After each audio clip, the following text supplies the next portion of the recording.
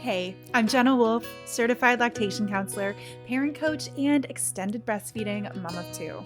I fully understand the unique challenges of breastfeeding beyond the baby days, and I'm here to take your hand and support you along your journey.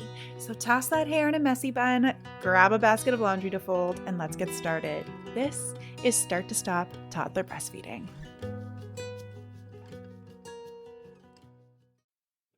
I am currently in a cute little cottage overlooking a beautiful lake that is just pristine today. It is so calm outside. Like the leaves are not moving at all on the trees, and the lake looks so still. And my husband and my kids are out on that lake in a boat, doing some fishing and exploring. We have been geocaching and hiking, and it has been a wonderful time together as a family. So, for that reason, I'm going to keep things pretty quick today. But I have had a lot of people, as I always do, but particularly in the last week or so, reaching out for sleep support for and night weaning and really deciding whether or not night weaning is the right step for them and their family. So, today I wanted to offer you 3 unexpected ways that you can improve your sleep without night weaning. So these are great because even if you do night wean, these things can be affecting your sleep quality apart from simply waking at night to breastfeed your child, right? So if you remove breastfeeding, these things might still be affecting your quality of sleep. So they're great to consider if you are night weaning or if you're not night weaning, because they might also get you some additional sleep and feeling rested and more awake and energized during the day, even if you don't night wean. So starting out with number 1 is to get some blood work done. Now, when you are pregnant and in those early postpartum days, you likely have had blood work done. Depending on where you are in the world, obviously prenatal care and postnatal care looks different. However, it's pretty standard to get blood work done and to check your iron and all of those things. But sometimes things can pop up postpartum that weren't really that didn't really show themselves during pregnancy or in those early days, but they can still be affecting you. So some things to check are your thyroid. Make sure you get like a full thyroid panel to get all of the details there. Calcium levels, iron, vitamin D, and more. This is a great conversation to have with your doctor, but what can happen is that it's possible you can even have autoimmune disorders pop up in this time, all those things, thyroid issues, et cetera, et cetera. And your life looks different. Even if you already have had children prior to this, you've never had this child in this stage. So sometimes you can miss signs of things being amiss with your health because you're just like, well, I'm a mom to a 1-year-old or a 2-year-old. I'm just supposed to be exhausted all the time, right? But it can actually be something else going on. Now, sometimes when you go to talk to your doctor about this, not always, but this can be the case where doctors might say, well, you just need to sleep train your child, right? That's how you're going to get more sleep.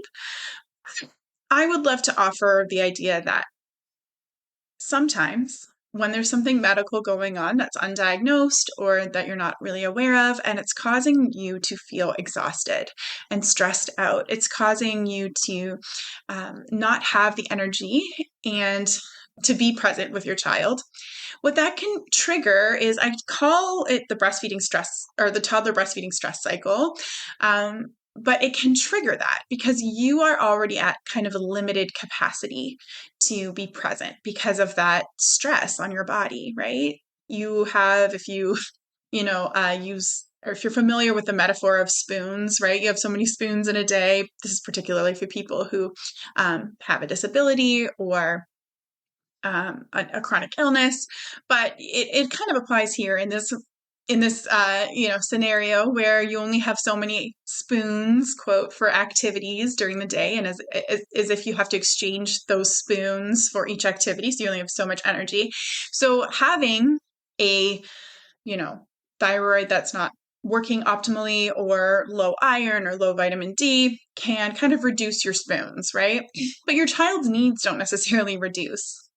So they can be picking up on your stress. This is something I really go into in my course, my group coaching program on your breastfeeding story. But what happens is that your child kind of takes on your stress in some ways. Now, this is very unconscious. And even if you are doing your absolute best, sweet mama, to show up for them, you might be adding kind of fuel to this fire of stress. And that stress is not only making you not feel well rested, but it actually can be part of your child waking at night. It can be that stress that they're feeling can be kind of adrenaline and cortisol in their body that is causing them to rouse more frequently.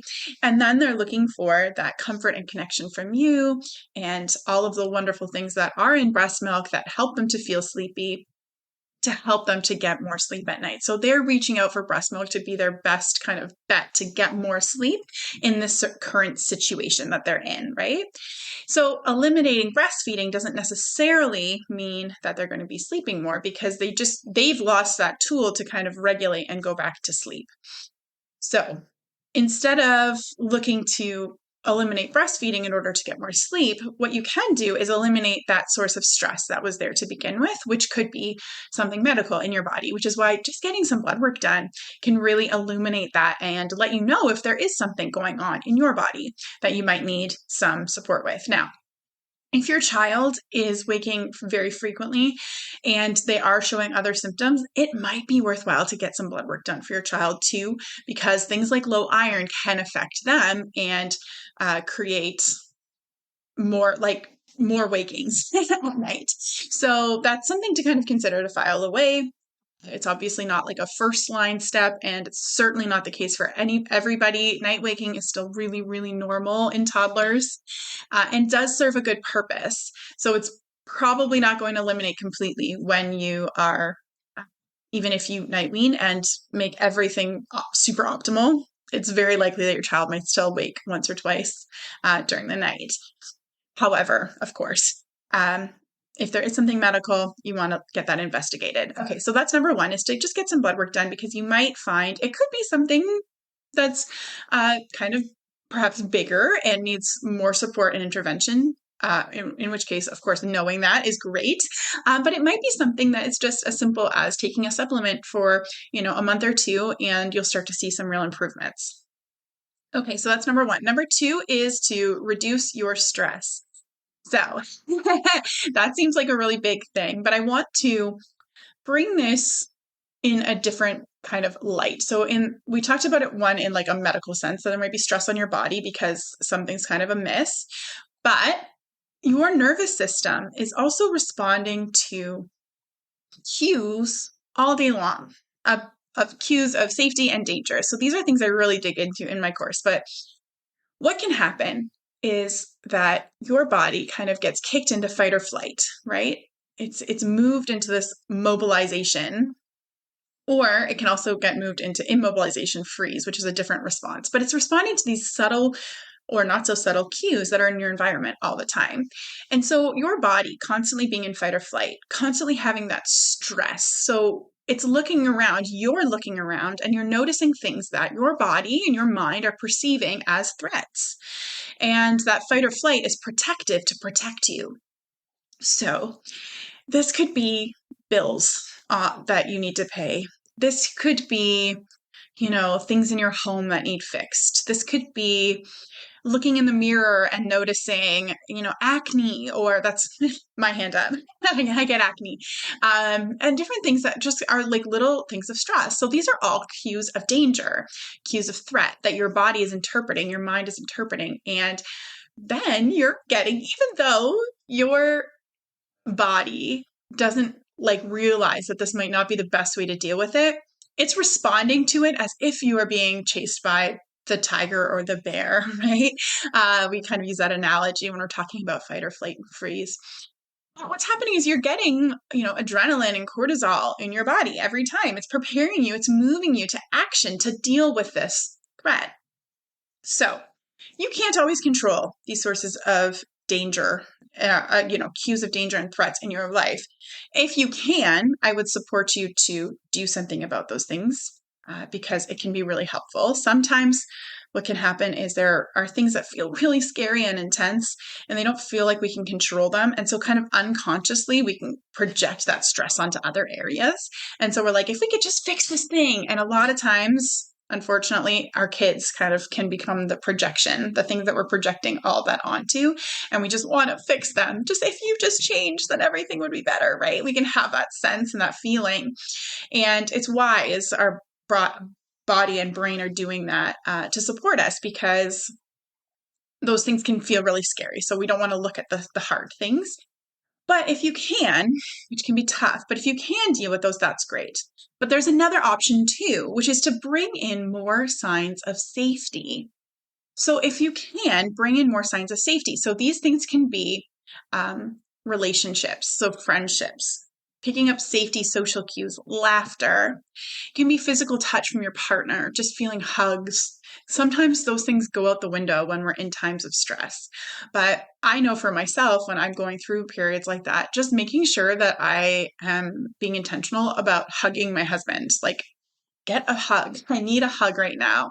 And laughter, right? Putting on something that you enjoy, like a show or a comedy special, reading a book that's comforting, looking at nature, getting out in nature, moving your body, listening to music and dancing. All of these things can be cues and signs of safety in our lives.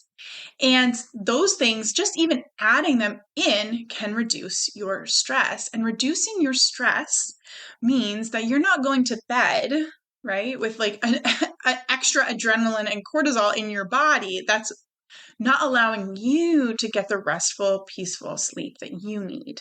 And of course, as I spoke about in the last one, that stress can in turn affect your relationship with your child. So it's really helpful to do that too. So the first one was to just get some blood work done. Just make sure that there's nothing medical going on. Make sure that everything looks good. Number 2 is to reduce your stress by incorporating additional signs of safety. Simple signs of safety, things that you feel really wonderful about, things that you enjoy, things that you love. This can be creative outlets too. But socializing, even as simple as being out in public and making eye contact and like a smile with a stranger. So sometimes when I'm feeling stressed, going as simple as going through a drive-through and being pleasant and kind with the person that I'm talking with at the drive-through window. And it helps if they're pleasant and kind in return. But do you know that feeling? I mean, maybe I'm crazy, but like, I just love that feeling of like, like it's just a good day. I just talked to somebody and they smiled and they said hi and it feels good, right? And sometimes it takes a little effort to do that. And I'm not suggesting that you always need to or that you owe anyone that, but it can be a really good thing to nourish yourself with. And that can be the kinds of little signs of safety that reduce your stress level and improve your quality of sleep at night and improve your relationship with your child, which in turn improves their quality of sleep at night. So, number 3 is deepen your connection with your child. So, this can support them to get better sleep, but it can also be a sign of safety for you to have those moments that feel really peaceful and relaxed and connecting with your child.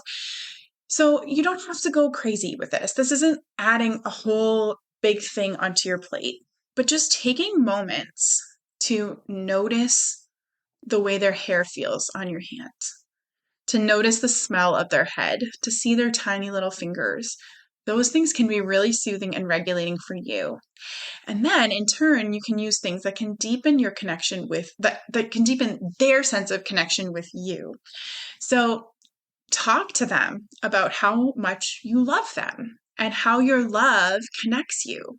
So this can be you can read storybooks about things like this, like the kissing hand and the invisible string.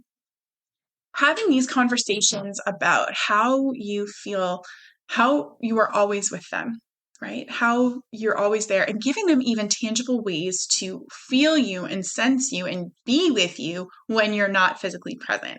Whether that's when you are away at work and you have a lot of separation, that's a long time. But it can also even be if you are bed sharing and your child like literally sleeps beside you, that's falling asleep can be a really big separation for you and your child.